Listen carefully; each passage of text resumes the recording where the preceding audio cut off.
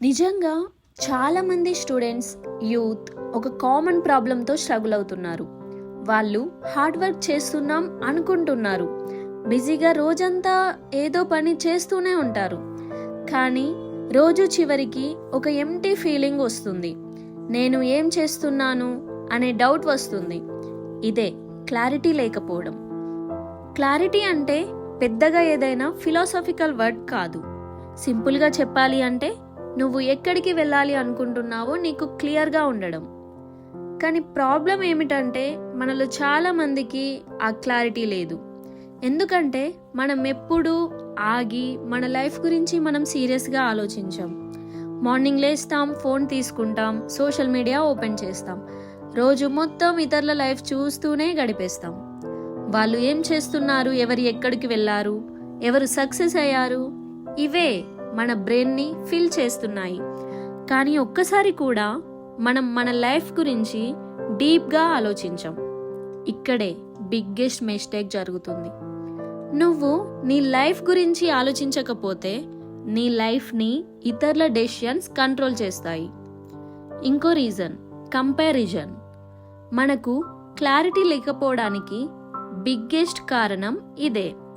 ఒకరోజు డాక్టర్ కావాలి అనిపిస్తుంది, రేపు సాఫ్ట్వేర్ ఇంజనీర్ కావాలి అనిపిస్తుంది, మరొక రోజు ఇన్ఫ్లుయెన్సర్ కావాలి అనిపిస్తుంది.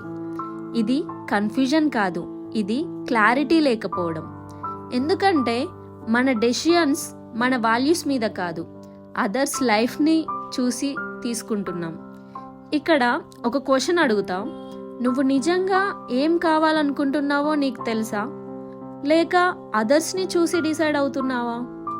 చాలామంది ఆన్సర్ ఇవ్వలేరు. ఇంకో డేంజరస్ హ్యాబిట్ ఓవర్ థింకింగ్.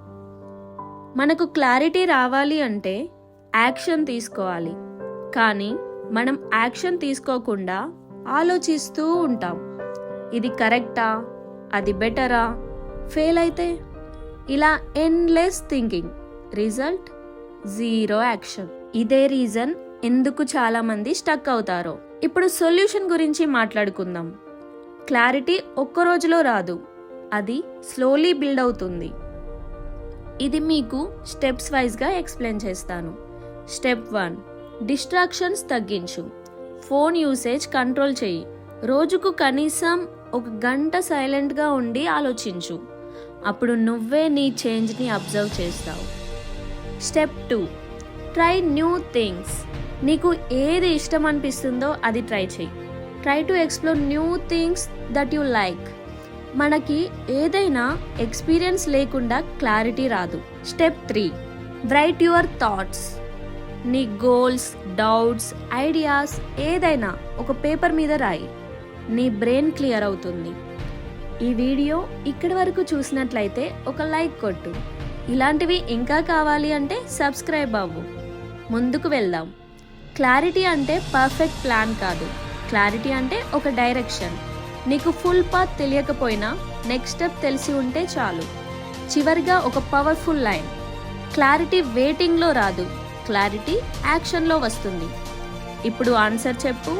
నువ్వు క్లారిటీ కోసం వెయిట్ చేస్తున్నావా, లేక యాక్షన్ స్టార్ట్ చేస్తావా? కామెంట్లో రాయి, ఐ నీడ్ క్లారిటీ.